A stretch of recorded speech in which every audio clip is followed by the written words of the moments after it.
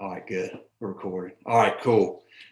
So, Bret, you were just showing me your sweatshirt. Let me see it one more time. The Yeah, best bar thing. yeah, best bar. All right, so we tried to do this podcast the other day. We had some Yeah, technical stuff. Okay, and y'all were going into the semifinals for the best bar for Barstool Sports. Is that yeah, done, or are they still voting? yeah. We're actually in the finals. So the finals start Wednesday. So we won in the final four. So it's down to two. Us and this. There's a school called Chico State in California. California. Um, Yeah.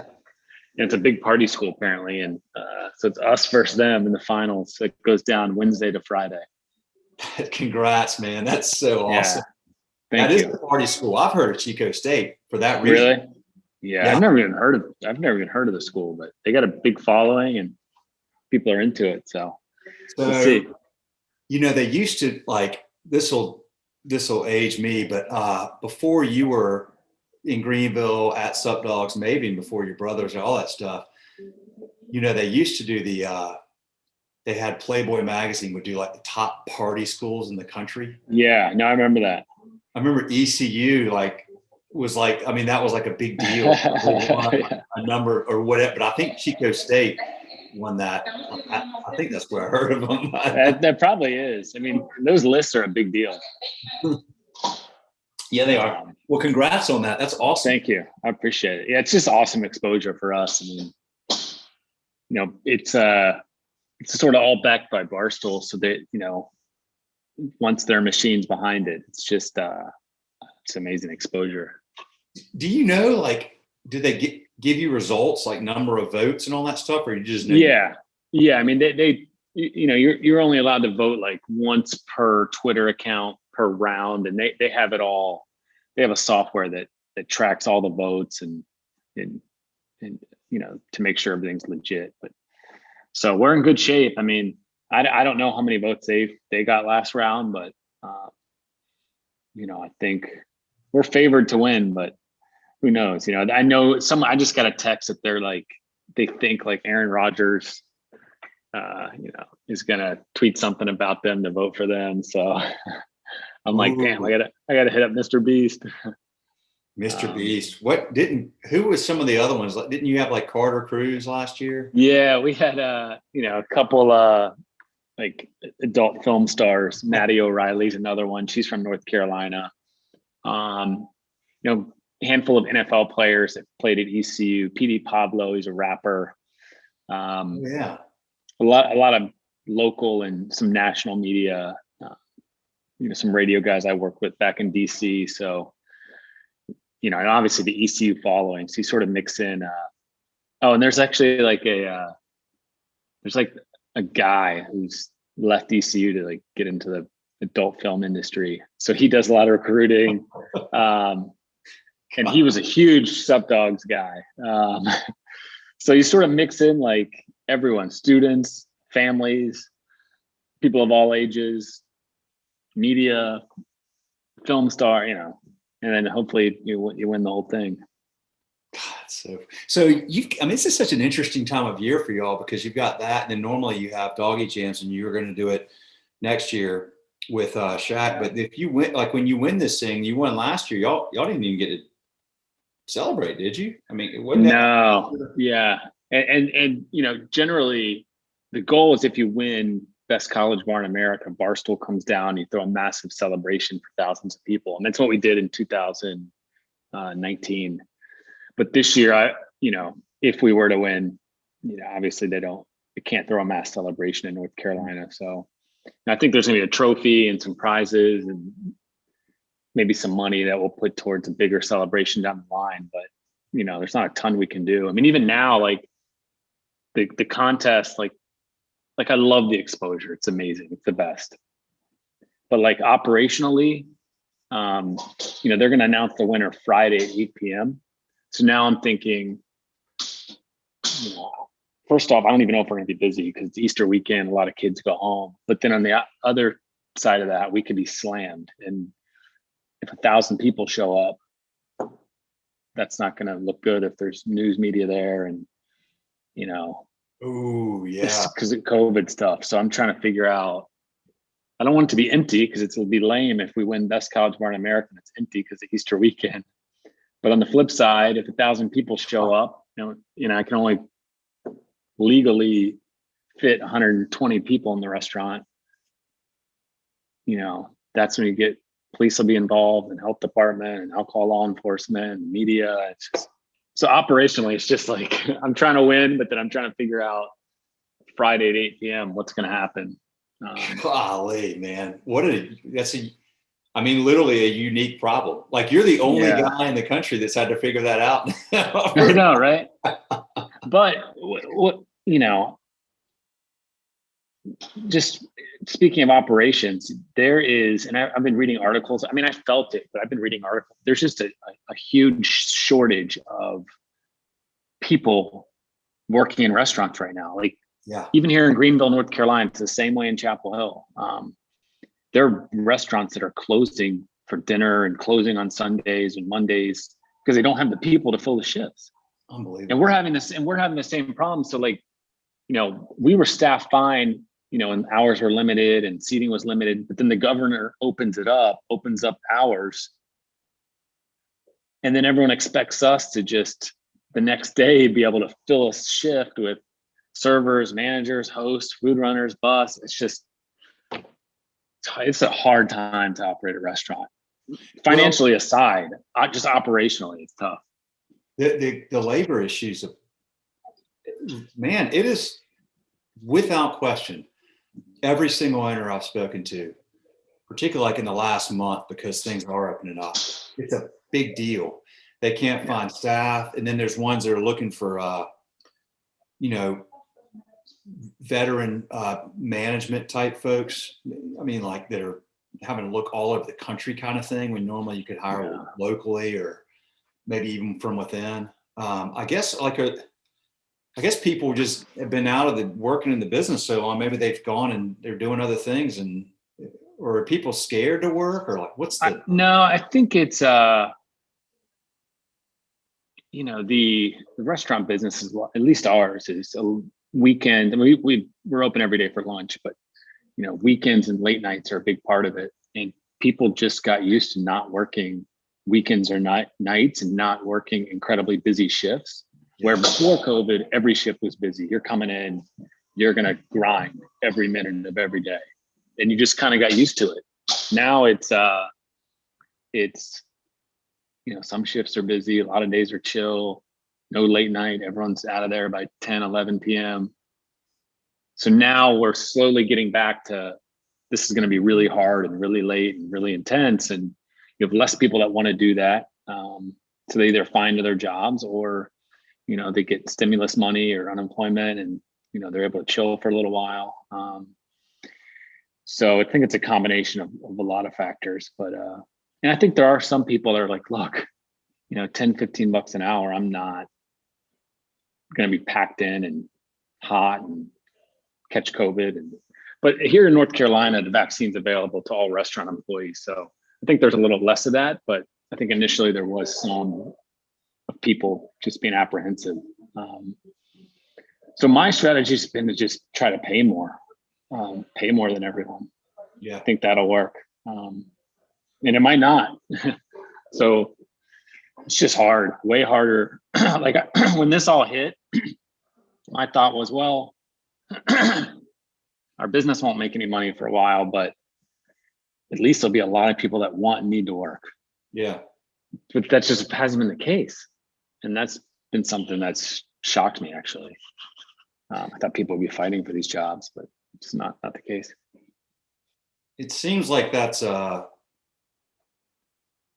maybe just a matter of time, though. I mean, that stimulus money runs out, rent abatement, all that stuff. They keep kicking the can down the road, if you will, but got to stop at some point. But in the meantime, you got to figure out how to run a business with a.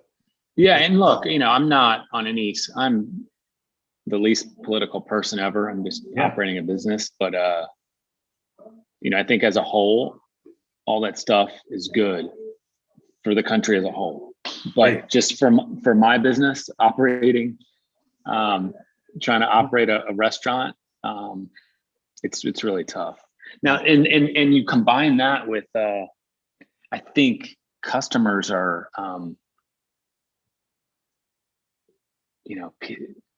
where I think before when COVID first hit, people are a lot more appreciative of restaurant workers showing up and doing the job. Now it's kind of flipped where, if they're going to spend their money and they're going to, take risks coming out of their house, they want the best service, the best food, no excuses. You're lucky I'm here. That mentality's totally shifted. Really? I think. Yeah. I guess people have gotten impatient for it's been so long. Oh, it's been so long. It's stressful. Everyone's stressed out. Yeah. It's just a tough time. And I don't blame customers for feeling that way, but that's just the vibe I get. So you combine that with the employee shortage at every restaurant. It's just a tough combination. Man,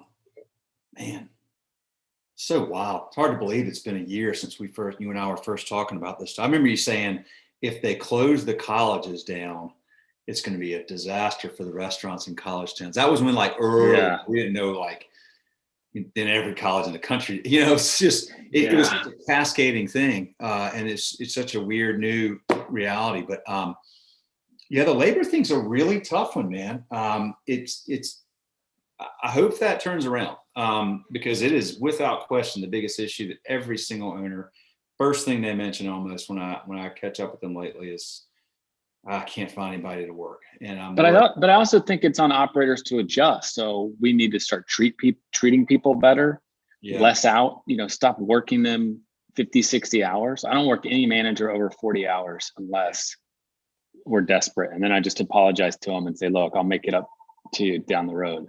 Yeah. Pay them better, treat them better.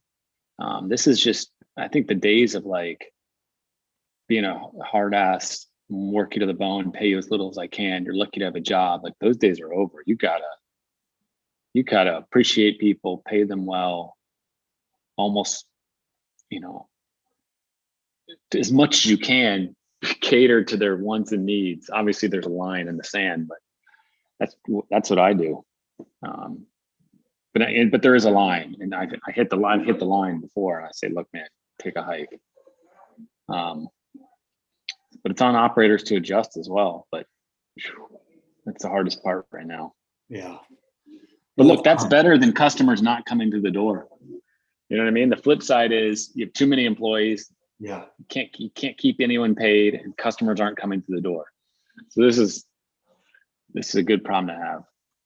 It is a good problem to have, and that's the thing. It is going to be an ongoing adjustment because people do want to get out big time. I mean, people are getting vaccinated more and more, and they are ready to get out and get back to some sense of what they remember of what a normal life is. Enjoy being out in places like yours, man. It's in good weather. I mean, you got like all this stuff is like this confluence of things are happening all at once. But so imagine they come out, awesome, I can finally get some drinks, and they want to get back to that normal life. They're really excited.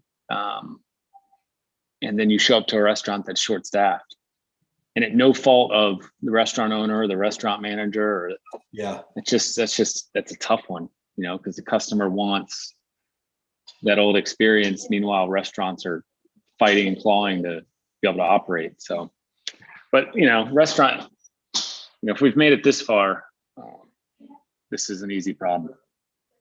So are you, how old are your kids now? I just have one, and she's 4. Yeah. 4 now. Okay. So she's 4. Golly, time flies. Are you, right? But you live in Greenville, you and your brother, and then you just commute to how often are you going to Chapel Hill these days? Yeah, I mean, it's been I go every week, so at least once a week. It just depends on what's going on. If there was a real basketball season and football season, I would have been there more. But Franklin Street and Chapel Hill has been it's been tough. We're one of the busiest businesses on the entire street, and we didn't make any money in 2020. So I'm looking around what are these other people doing? But slowly that's changing. But so yeah, I'm back and forth. You know, it's definitely been way harder. Like kids just change everything. Yes, they do. And that's like the ultimate understatement. But in a good way. Like I want to be home.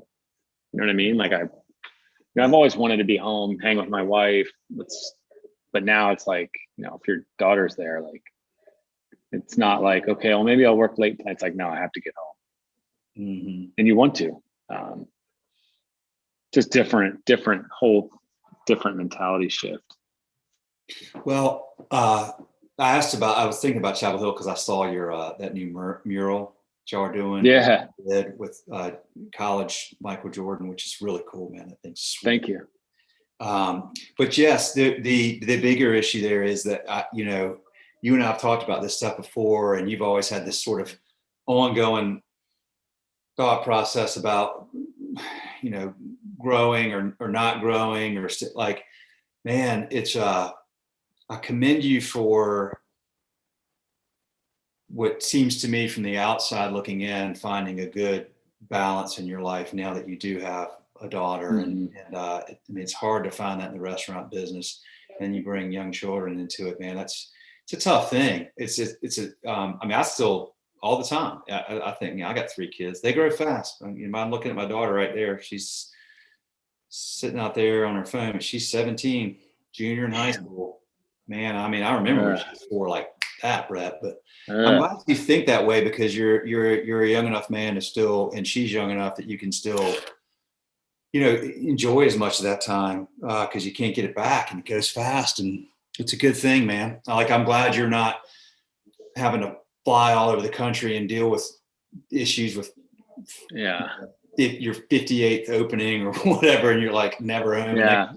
But then and you know, that's a pop. But then do you regret not doing that? Like, you know, I just was talking to a guy 10 minutes ago who, you know, his business is helping set up franchise systems, and he's on me all the time. I mean, there's no pressure, but he's like, look, man, like you've already done 2, your processes are in place, your product's there. This is what franchising was made for, your business.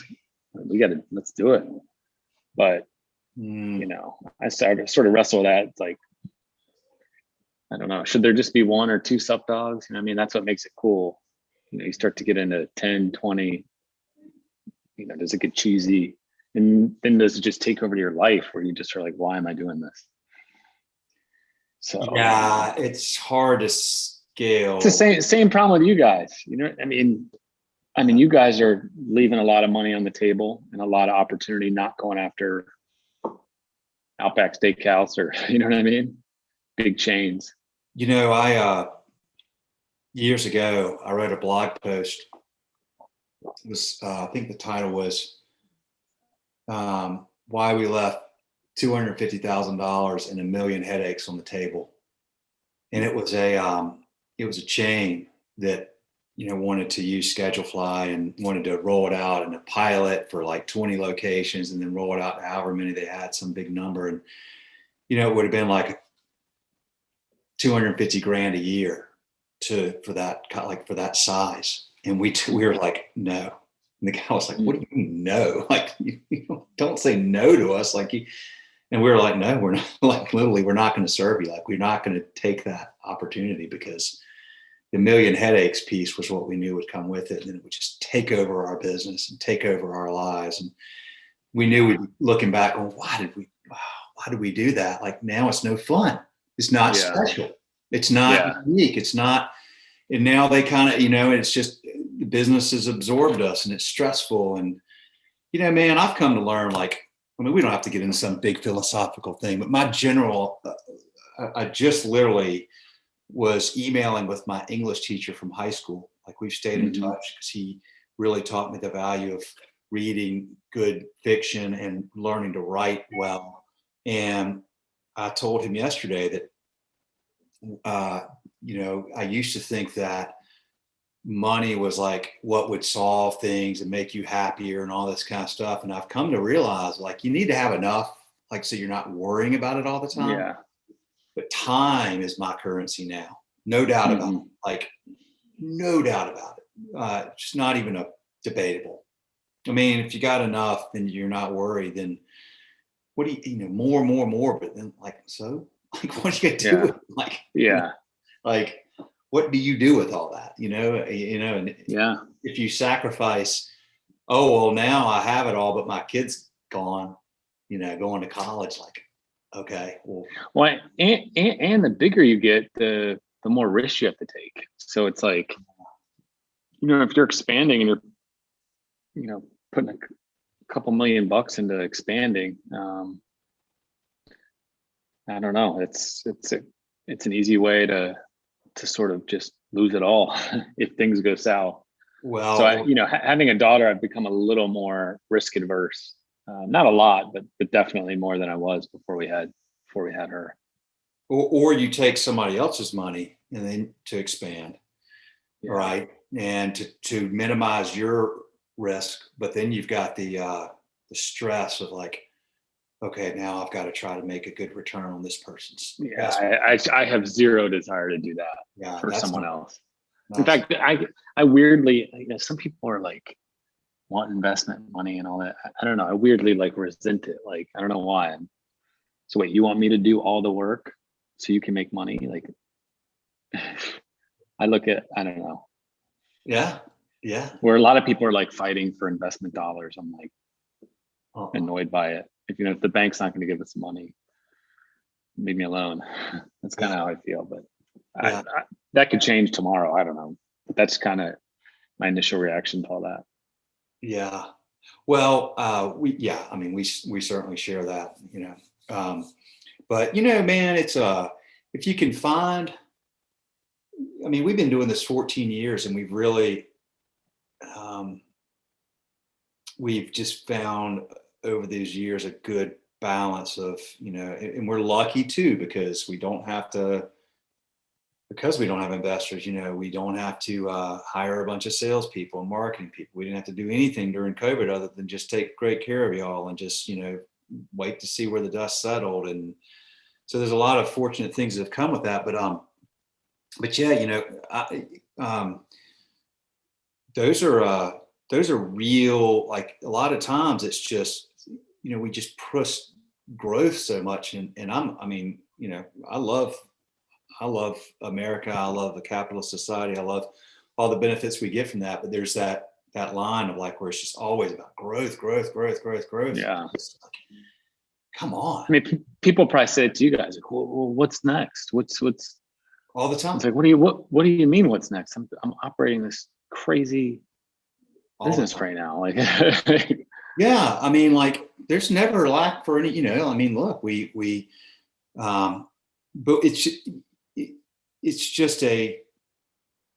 not the way we're supposed to think, I guess. Like, it's not the way our culture wants us to think. Because everything that's promoted is always these great stories of, well, I had my one restaurant location and then we went, and the next thing and we grew and now we have 500 and I'm, that's the stories you hear, but the stories that I like, that we've always told are the ones like y'all. It's like, I've got this one place, this two places. It's really special to me and to my family, or I'm third generation, owner of this business, or I started this business after working as a busser and then a cook. And then, like all those are the stories, like, those are just awesome. And they're not the, almost everybody we serve